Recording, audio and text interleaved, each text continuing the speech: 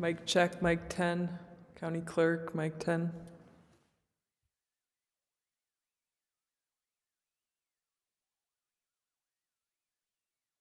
Mic 9. Mic check, mic 9.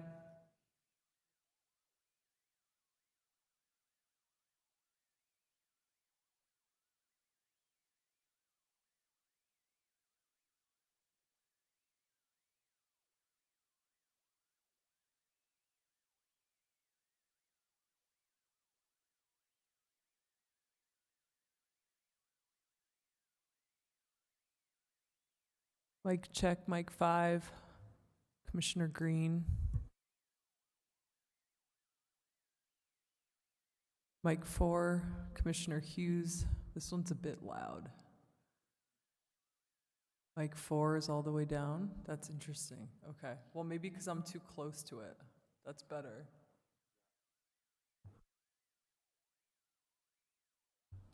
Mic check, mic 3, Chair Bustamante.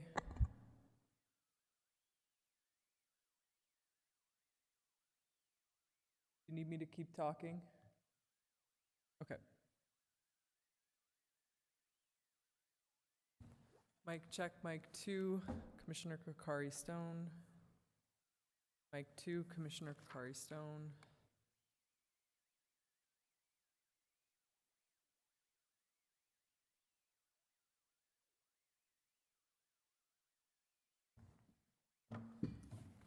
Mic 1, Commissioner Johnson. Mic check, mic 1. Good.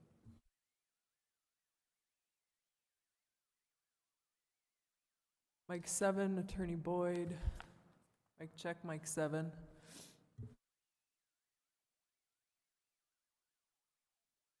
Mic check, mic 8, County Manager Schaefer. Mic check, mic 8.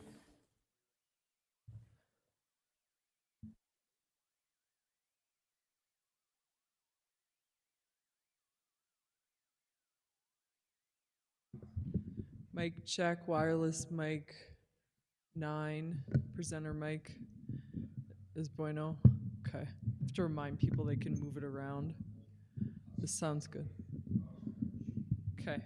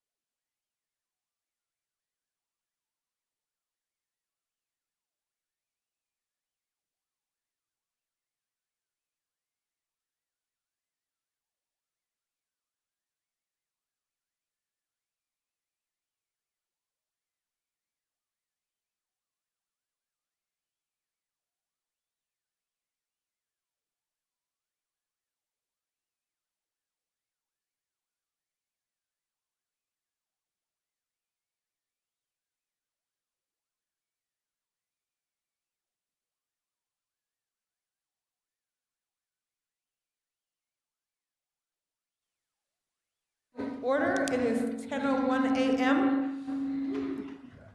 May we have a roll call, please? Yes, Madam Chair. Commissioner Lisa Kakari Stone. Present. Commissioner Hank Hughes. Present. Commissioner Justin Green. Here. Commissioner Adam Johnson. Excused? And Chair Camila Bustamante. Present. We have a quorum. Approval of the agenda as provided. Do we have any changes to the agenda, Madam Clerk? Or Manager Schaefer? None from me, thank you, Chair Bustamante. Hearing none, I'll make a motion to approve as Manager. presented. Okay, thank you. Madam Chair, I don't believe we have any changes either. Okay, there are no changes to the agenda. Do I hear a motion to approve the agenda as provided? Yes. Make a motion to approve the agenda. We have a motion to approve the agenda by Commissioner Kakari Stone. We have a second Second here. by Commissioner Green. All in favor? Aye. The agenda has been approved. Request approval of the April 8th, 2025 Canvassing Board meeting minutes. Do we have any questions, comments, changes, or concerns to the April minutes of the Canvassing Board? Hearing none, do we have a motion to approve? Move to approve. We have a motion to approve by Commissioner Green, a second by... Second. All in favor? Aye. Motion carries. Miscellaneous action items. Request approval of the November 4th, 2025 regular election report of the canvass pursuant to NMSA 1978, etc. Clerk Clark.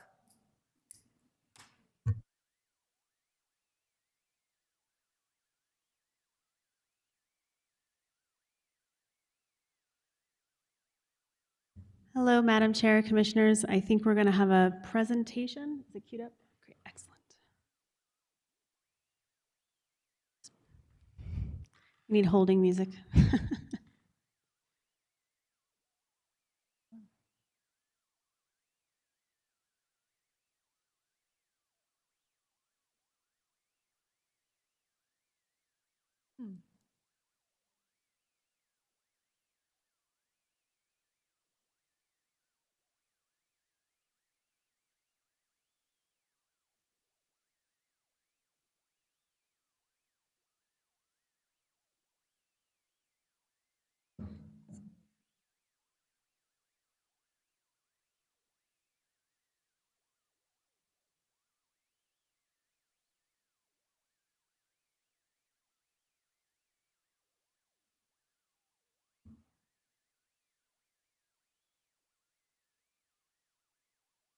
Okay, here we go.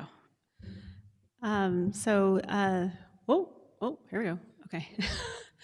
So this is a presentation put together by my staff for the regular local election, which we just completed. So as you can see, we had excellent turnout this election. Bernalillo County did beat us this election because they had quite the contested mayoral race, which drove up their turnout, but we also had 8 candidates on the ballot, so we did see more turnout than we have seen in any other regular local election. So last regular local election, we had performed the best in the state, and I think that we actually beat those numbers this time around. Next slide. Just doesn't seem to be. What do I point out to click? Here it goes. Okay. So you can see that we did very well in the RLE 2023, but we actually beat that number in the RLE 2025. And if you had looked at the previous slide, a lot of the other Class A counties had even half, almost half of what we had in terms of turnout. So we're getting better and better at driving turnout in our county, making sure people vote every election, and we're seeing that effort be rewarded with increasing turnout. So we had a big team for the regular local election, but not as big as you might see for a general. So we had 22 internal temps. Some of the challenges we had this election was that we have automatic voter registration now. So our daily dump from the local MVD is quite high. So we had to have a lot of temporary workers help us catch up to meet the deadline of having everyone registered before the first day of early voting. We hired 290 election workers to be able to meet that minimum standard of across our 32 polling sites on Election Day. We processed 711 total registrations for same-day registration. So even though we're seeing registrations come in for automatic voter registration, voters are still choosing to change things about their registration in order to be able to either vote in the right district or change something about their registration. So we're still seeing quite a bit of demand at the polling sites for same-day registration. 445 people on election day only. So that means that people last minute are coming to vote. Often what we see are the people who are choosing to vote last minute are the ones whose registration aren't quite right and need to change. So there is actually a disproportionately higher amount of same-day registrations on election day. We were able to cure 51% of our ballots, and we do a lot of attempts to cure our ballots. We knock on their door, we call them the email. If we thought any other method to get people to sign their ballot or give us the right last four of their social, we would do it. But since knocking on their door doesn't work, we're out of ideas on how to get folks to cure once they've sent us their ballot but have neglected to either give us the correct last four of their social or sign their ballot. So we, because of permanent absentee, have about 7,000 people on our list. And we sent out 7,169 ballots, and we received 5,000. If you look at the data from that, you'll see that a lot of people in the county probably got their ballot, realized there wasn't the mayor on that ballot, and then decided not to send it in. Although a return rate of 70%, given the fact that people were very, very interested in the mayor and were not that interested in things like the soil and water, I'm sad to say, meant that we actually did get a pretty good return rate. We also did receive ballots too late from the Postal Service, and we did get a lot of reports of ballots not arriving after we had sent them out. So we did do our due diligence and report that to the Postal Service, but there have been some changes this year for postal mailing, so we're not seeing an additional delivery happening after 4 o'clock window. So we are wondering if some of the ballots getting stuck in the system, especially in Albuquerque, are due to the fact that they are not going to be doing extraordinary measures at the end of the day on the days leading up to Election Day, that we are actually seeing an impact on our voters. Federally qualified electors, we sent 151 ballots, and we had a pretty good return rate of nearly 70%. And we have what's called Omni Ballot now, where those voters can actually vote via an online portal. So we're not getting ballots back with sort of pieced together with different pictures. They can give us a ballot, and then we actually were this year under the directive of the Secretary of State trying to read them with a tabulator machine, and there were some challenges with that, but we were able to get them all counted and into the system. Okay, so elections are a countywide effort, as we like to say.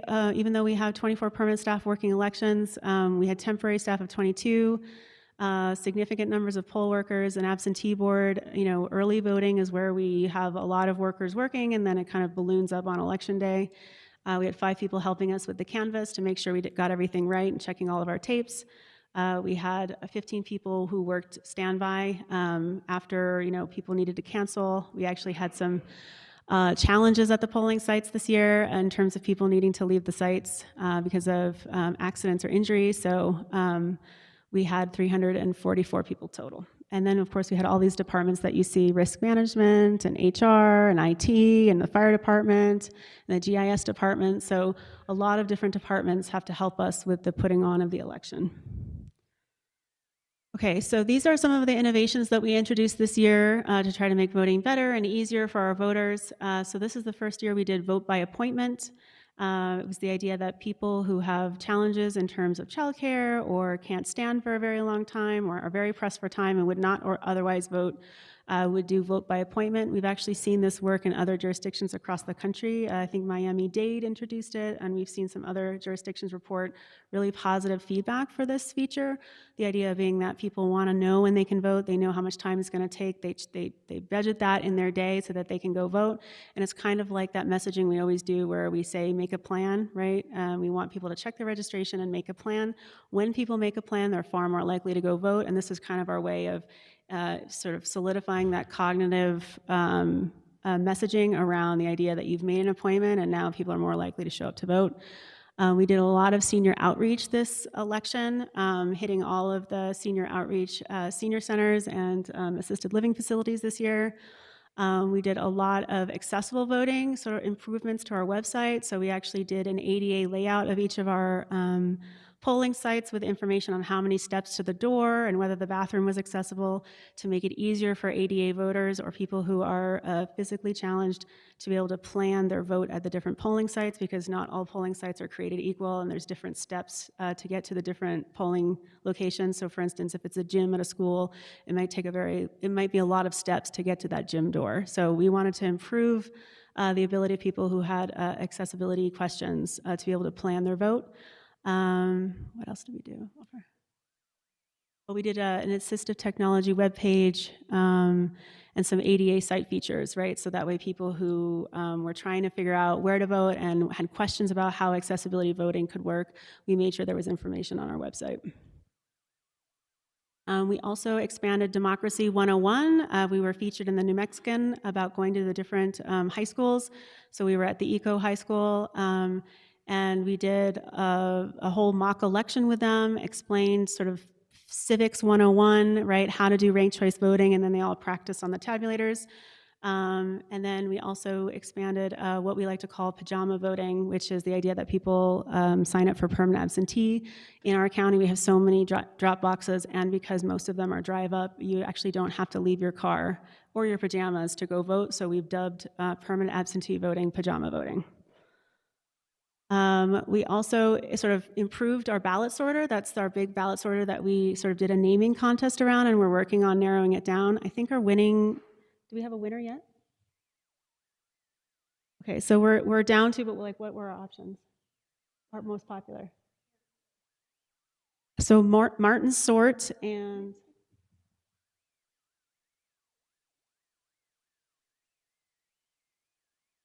yeah, so I think our one that has the most popularity, that's like, because we're doing like the March Madness where we have different rounds of ranked choice voting where people can choose the nickname of our ballot sorter, which has gotten a lot of engagement online about what the ballot sorter does and how it helps us run elections more efficiently.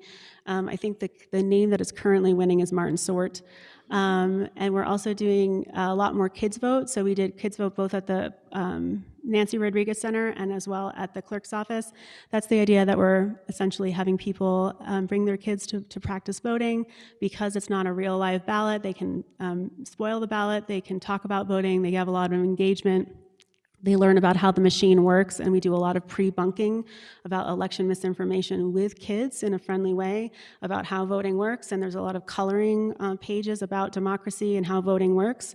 So it's a really engaging process, and it's right in the eye view of parents who might be voting. So the idea is that the kids can be engaged in this process, parents can quickly go vote and then join their kid within their little area of kids voting to sort of finish out the process and practice voting. We also worked on more of the hand tally system. This was something we had worked on with Robus to make sure that, essentially if our tabulators were not to be available for some reason, or we had to hand tally a lot of ballots like we did in the general election, it was something that keeps our ballots 100% accurate. From that data that we used last year, we were able to demonstrate that even with perfect execution and people doing, a very well-trained hand tally board or absentee board, we have a 4% error rate, which means that there's likely 4% error rate for hand tally, no matter how well you're doing it across the state. We are able to get our error rate down to 0%, and we can prove that we're doing that with a system I designed with Robus. So essentially, we used our hand tally system for some of the ballots that were damaged and couldn't be tabulated, or for the write-in candidates. So there's a lot of broad applications to ensure 100% accuracy. Once I get this through the Voting Systems Change Committee, Voting Systems Certification Committee, then we'll be able to actually upload the data once it's been verified as 100% accurate on the back end of the voter file, and we'll be able to do that on election night instead of waiting for the canvassing board to do it, which means more accuracy, more transparency. Well, one of the reasons why we want to do that is because the uploading process is very manual, and what happens is people are sort of entering ones and zeros into a spreadsheet that's like a virtual spreadsheet, and if you accidentally press a key, it actually adds numbers to your amounts. So the manual process is actually rife with a lot of data errors, and so we're trying to make a 100% error-free process in our county, and that the rest of the state could then use. We're also doing a lot of VRA training. So, we've noticed that voter registration agents don't always do a good job of registering voters and making sure that that voter registration form is 100% filled out, which in fact actually disenfranchises voters because then we have to send a notice to the potential voter and then their voter registration's in limbo. So we're trying to improve with training and outreach to our organizations that tend to do a lot of voter registration. We're trying to clamp down on the quality control of voter registration. So we're seeing less registrations that end up in limbo. I think very well-meaning people go to neighborhoods thinking they're going to register people, but if they don't actually complete the registration correctly, then you end up having those voters be in limbo and not being able to register. So we also did some more I Voted sticker contests. We had around 57 submissions from students all over the county. And then we did a ranked choice voting contest to sort of demonstrate another way of demonstrating ranked choice voting. And these were the 3 winners, I think from over 900 votes. These were the clear winners. And then we handed these out at the polling sites as the I Voted stickers. So we're very proud of that effort. And I think there's more and more interest in being the winner of the I Voted sticker contest every couple of years. And so we're seeing a lot of engagement. And you can see some of the press we got around these. And we also had the I Voted sticker designs that were, we promoted it on television. They did some news stories about it. So we got a lot of engagement and interest from people voting for the stickers. We had new polling sites. We realized that Montezuma, while we like it, it's very hard for us to set up because they always have a Monday night dinner. So we moved over to Fort Marcy, which seemed to work really well. The Unity Church was replaced, and I think actually it was just the La Tierra, not Hondo, site because the trucks have to be parked in the site overnight, and so we were having a lot of challenges with being ready on time at the La Tierra site, so we moved over to Unity. And we used the existing EV sites now as ED election day because people were getting used to Pojoaque and they're getting used to Nancy Rodriguez. We needed the tribe's input for Pojoaque, but I think it seemed to go really well, so we'll continue using Pojoaque Satellite Office as an election day site. And we also leaned in really hard to our candidate training. We're still seeing candidates telling people the wrong information about ranked choice voting. I know the city did some training, but we also did some training to make sure that we are making sure that candidates are not inadvertently giving out wrong information about ranked choice voting. We also launched our advisory boards, and this is the idea is that the clerk's office serves a lot of different kinds of constituencies, and we want to be engaging with these constituencies. So we launched a youth advisory board, a disability advisory board, a Spanish language advisory board, a veterans advisory board, and we meet regularly with these boards, and they come up with ways in which we can engage these communities and make sure that we're increasing turnout among these communities. You might know is that we see not a lot of engagement with young people with voting, and so we're constantly trying to make sure we're making lifelong voters. That's one of the ideas around Democracy 101, and one of the ideas around Kids Vote is that we know that if you vote 3 times, you're likely to become a lifelong voter. So our thought is, why not just do it with your, check off one of those elections with your parents at a polling site. And the engaged board members play a really big part in getting initiatives like the ranked choice voting video in English and Spanish and our ASL videos to the finish line. So our advisory boards are really, really helpful on giving us direction on what they'd like to see, and then us producing and making sure that we are, having a more assistive, essentially, clerk's office. And you can see some of the Facebook posts about how we were reaching out to these different communities. Go back, Chair, Commissioners, the Somos un Pueblo Unido, that picture, they're all first-time voters. So they reached out and asked us, where can we go vote? What's the best place? We sent them to Nancy Rodriguez, and yeah, they voted for the first time in this election. Yeah. And I always recommend Nancy Rodriguez because the parking is really easy, and it's like 10 steps into the very flat place to vote. So we've been pushing people to go vote at Nancy Rodriguez. Okay, security. So we had, security is always a concern. So we worked with the sheriff's office, city police to patrol election day. That seemed to go really well. We did not see any of the same kind of challenges that we saw during the general. However, if we were all sitting on these different ISAC ready rooms, and we were seeing, especially in New York, bomb threats and all sorts of, foreign threats to elections being called in from different, Iran and Russia were actually interfering with the election process in some of our swing states, as well as in New York. So we know this stuff was going on. We just did not see it necessarily in Santa Fe directly. We definitely did a lot of ranked choice voting education. So did the city clerk's office. And we did a lot of improvements to our election night transparency. You know, one of the things that a lot of the candidates who are involved with ranked choice voting complain about is it takes a long time for the Secretary of State to post the ranked choice rounds. And so it's kind of like a black box on what happens once they see all of the first round votes go up, then what's happening when, the final ranked choice voting rounds. And so we partnered with Daniel from the CMO's office to actually film that live, the ranking. And so we had not seen any of the results when we were broadcasting that. We wanted it to be we wanted it to be clear that that was a surprise to us, just like everybody else. So everybody got to see it all at the same time. We didn't have we didn't have predetermined knowledge, and so we were able to broadcast that live, the ranked choice voting rounds, and so the candidates got the information just like we did at the same time, and we were able to finish at 10:20, and we were able to send the Secretary of State like at about 10:21 our ranked choice voting rounds, and I think that Doña Ana County took until 7:45 the next day to finish their ranked choice voting. So, we were proud to be the first county to post results at like 7:05 on election night, but we were also the county, the big Class A county that was done first. All the other counties were taking until usually midnight, right, to finish. So we were buttoned up and ready and done by about 10:20 on election night. And we felt like that would increase, the transparency is really important because people have mistrust around ranked choice voting. So I think when people could see it live, they could understand it. And actually a few comments on Facebook commented that that was really good for them to see it because, they had invested interest and they could watch the rankings. So, we're hoping that will increase trust around elections, and we want to be as transparent as possible when people are running for office that, they can watch it live, that we're not, that they're all going to get the information at the same time. Community outreach, we did a lot of Democracy 101s, and these are just pictures from them in our VRA trainings. We did a lot of summertime events, trying to get people interested that there is an election coming up. So we spent a lot of time. Pride is actually our biggest event for voter registration. We see a huge influx of people who are registering to vote at Pride. It's one of our best events, and of course, Southside, the Feria is a good place as well. So we have completed the election. We've done our county canvas. We're going to do our certification, and then this is kind of a map of where this process goes. There's many, many checks and balances to make sure that we got the right answer for this election.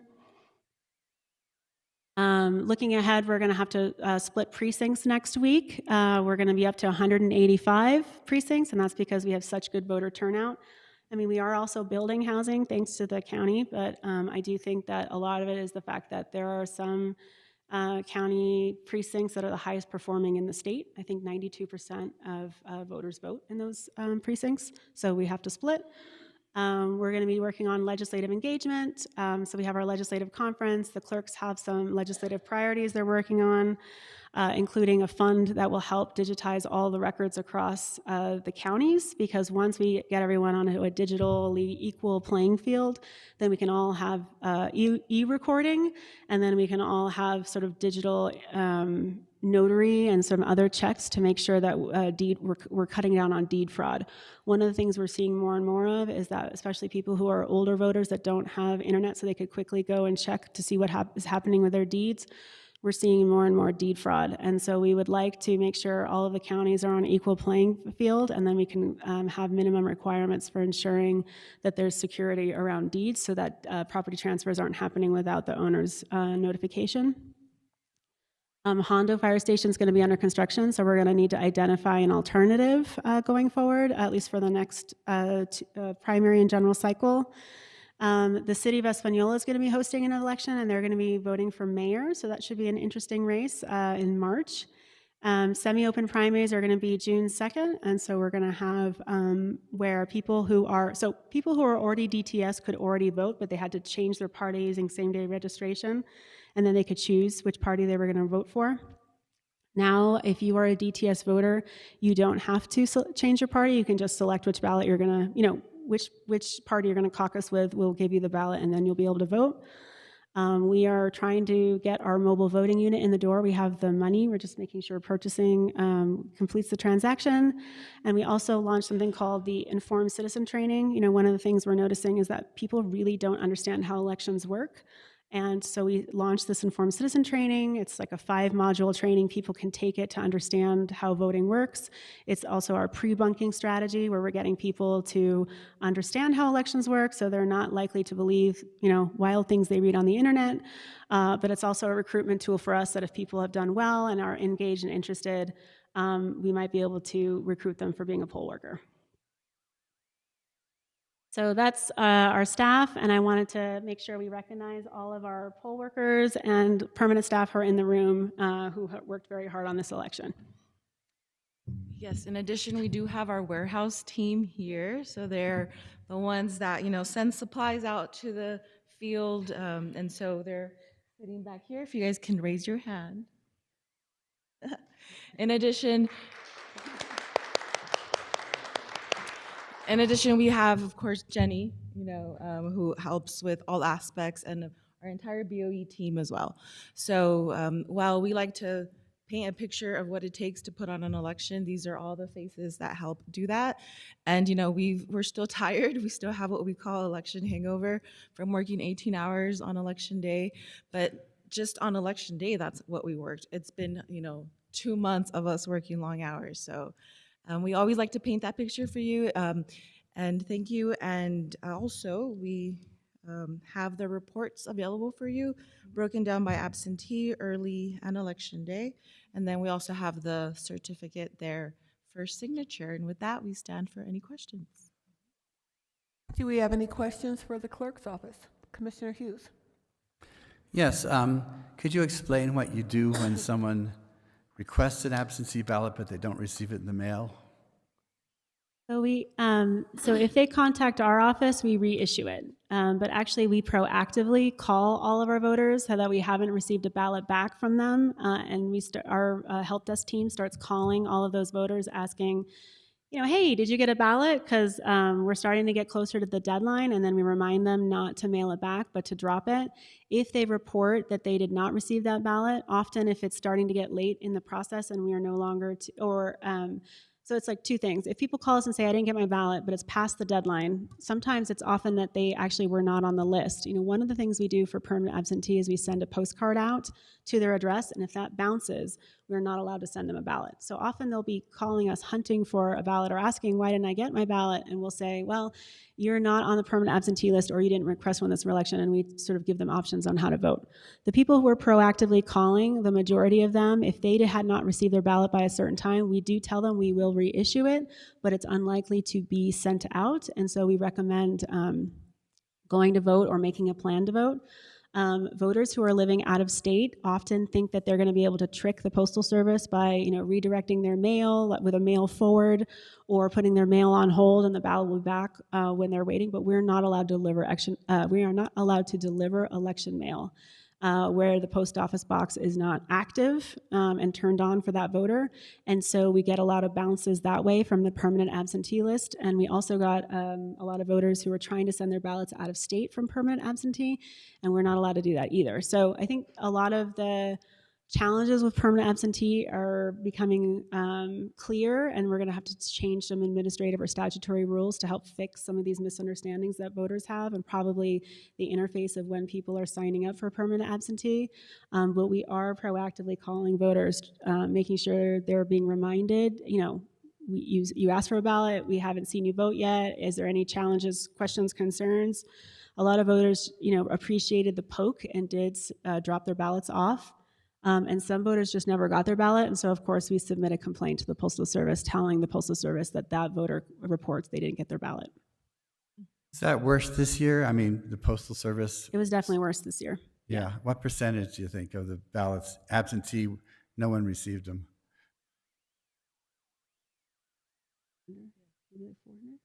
About 400, I'd say. 400? Yeah, it's not as bad as it was during the 2021 regular local election. A third of our ballots went missing and never were to be seen or heard from again. So. Well, I'm glad you're working on it, because that seems like a bit of a problem. We have some other questions for the Postal Service in terms of their billing and how they're doing. So some of the counties are seeing that they're trying to charge them after the fact to pick up their mail. So there is a bigger question that we're planning on meeting as the clerk's affiliate with the regional director about why there seems to be some procedures that are different for different postal offices in the state. So I'm sure it has a lot to do with the fact that we're seeing forcing out of longtime employees by the Postal Service, people who don't want to put up with the consolidation and training changes that are happening, so that we're seeing a lot of retirements out of the Postal Service. We're seeing a lot of staffing issues, so the way the Postal Service pays people is they do a regional pay, not a local pay.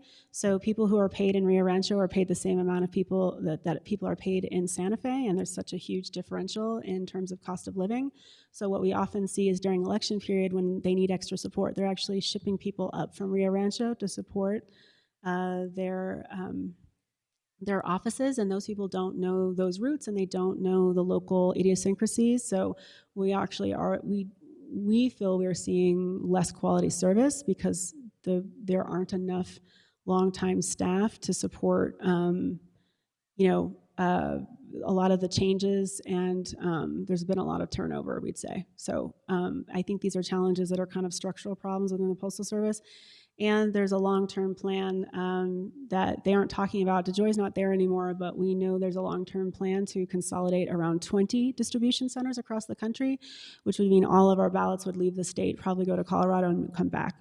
And that is something we're very concerned about because that would certainly delay our ballots. And, as because they're not tracking them very well, in New Mexico, because Albuquerque is the only large sorting plant, we only get a tracking code from that Albuquerque. We don't actually get it anywhere from the local offices. So the tracking is actually using predictive analytics. It was a technology developed by Netflix when Netflix was sending out discs, right? So they could tell their customers when they could expect their Netflix disc to arrive. That's 25-year-old technology. So what we're seeing is that they haven't updated the algorithms for those tracking, and we're only getting one data point. And there's a lot of variability between Albuquerque and Santa Fe and all the different postal distribution centers within Santa Fe. None of them are doing a hard code scan.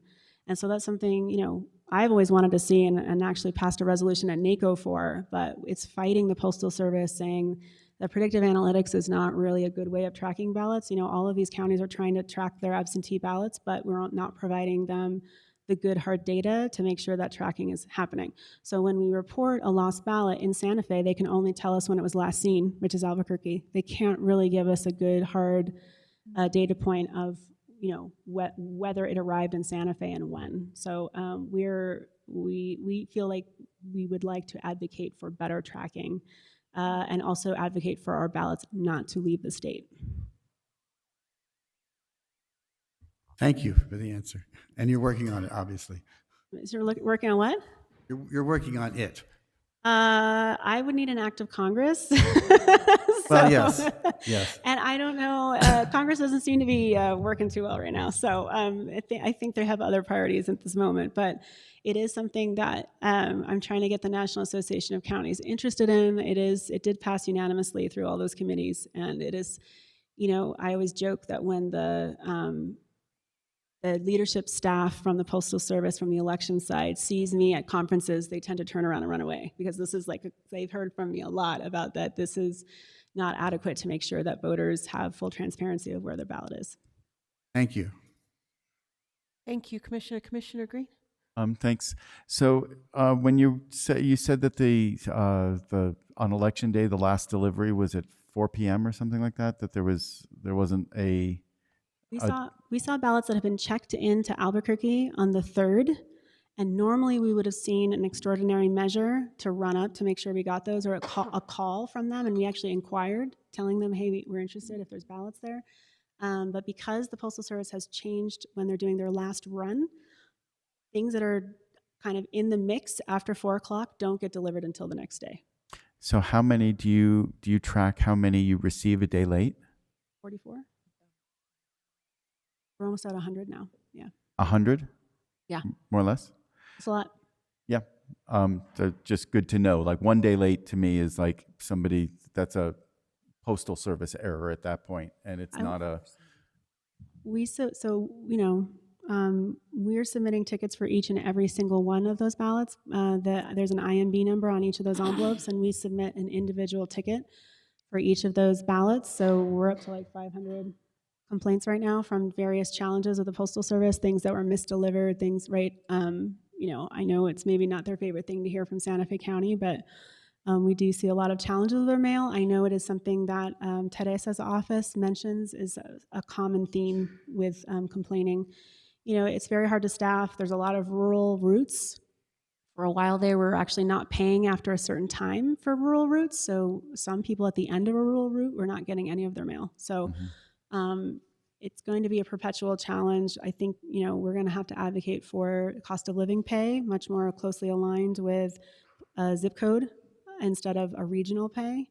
And I do think that tracking would be very helpful. It would be very helpful to know, did the delivery driver actually get that ballot in hand? Did it go missing on the truck? Did it go missing, between the person delivering it and the mailbox, or is it still stuck in Albuquerque? We still get ballots back randomly from 2014 that were voted ballots that never got to us, and someone's turned over a box somewhere in the postal system, and then we're getting it back. So we don't love that when that happens. So How many people voted by appointment?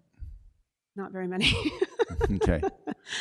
I know at least one candidate was talking about it on the doors. Some candidates were actually telling people that, I'm not sure I'm going to vote. So, it was a pilot that I think was good. We like it because I think it's kind of like you have no excuse. If you can make an appointment, then there's no excuse why you can't vote, kind of thing. And it's a way to talk people into voting. And we do know some people really appreciate it because they're, what we see it for a lot of people are people who have childcare challenges, people who are, caring for someone in their family and have very little time, or people who are very busy professionals, like people who are, are teachers, doctors, people who really don't have a shift off and they need to be able to vote and they need to be able to do it in 15 minutes. I guess I understand it. I didn't see lines at all except for election day. So, to feel that you had to make an appointment, I guess seems like a very, It's a very tech forward. Certain personalities like it. So. Okay, we'll work with them. And then it would be interesting. I'm sure you have it. I don't need it now, but it would be interesting to see every individual election, the city, the water districts, the bond issues, to see how those turnouts were for those. Oh, we know the mayor's much better. So we know the mayoral precincts, raised our turnout. The precincts that are in the county, what we actually saw a lot of people is going to the polling sites and then being mad that they couldn't vote in the mayoral race, even though they live in the county and they don't pay taxes in the city. But people don't understand the concept of districting. And so they got mad they could not vote in the city and would storm off. So we did see a lot of people who wanted to vote for mayor and could not and just declined to vote. I hear that even till yesterday. So yes. Yes. Yep. So great. Thank you. Thank you, Commissioner. Anything? Commissioner Kokarsko? Yeah, sure. First, I just want to commend you and your team. It takes a village, and we take it for granted that you're doing so many innovations. And when we compare your leadership at the national level and the state level, I really think you're just a rock star when it comes to new things that you're trying. And I love the sticker. I have to say that was my personal favorite when I voted. That was designed. When will the mobile unit be available? I think that's exciting as well. So we have the grant money. I feel like we're just sort of stuck in like purchasing acquisition right now. So we need to push that through now that the election's over. We'd like to be able to use it for either the site that's, kind of a really not well-used site, and hoping that maybe visibility would help would be where Abidon, instead of Abidon, to see if like being right on the corner of that Dreamcatcher 10 would be a good place, because we do not see a lot of early voting there. Or the other location is that Hondo site where, the fire station's not going to be available. People are used to voting there, so it'd be good to maybe have a mobile voting unit there. Yeah, and I would just want to say, in terms of the south side, I know we're still struggling with voter participation. Just count me in. I think a mobile unit near the food truck property or paisano would be like really high and visible. And I just want to mention, I'm glad that Somos was involved, and I was at the Contigo fundraiser last night, Former Dreamers, and I was so impressed with the young engagement and leadership of lawyers and voters statewide, and especially in this county. So I think Contigo could be another new partner as well. They are mobilized, so thank you. Thank you, Commissioner. If there are no further questions, comments, I have to just say thank you as well. I mean, we've watched this really grow and get strong right where we are. So you really do have national leadership and recognition. So we're grateful for that, and we're lucky. At this point, we have a vote, and any questions, comments, concerns before we take a motion, or I will hear a motion to approve. I will make a motion to approve the canvassing results of the 2025 local election.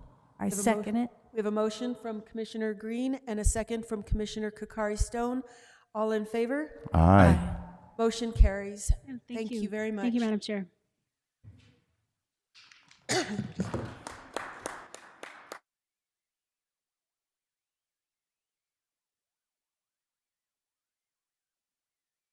An action item, anyone want to make a motion to adjourn? All in- Motion to adjourn. Motion to Second. adjourn- Motion to adjourn by Commissioner Green, a second by Commissioner Hughes. All in favor? Aye.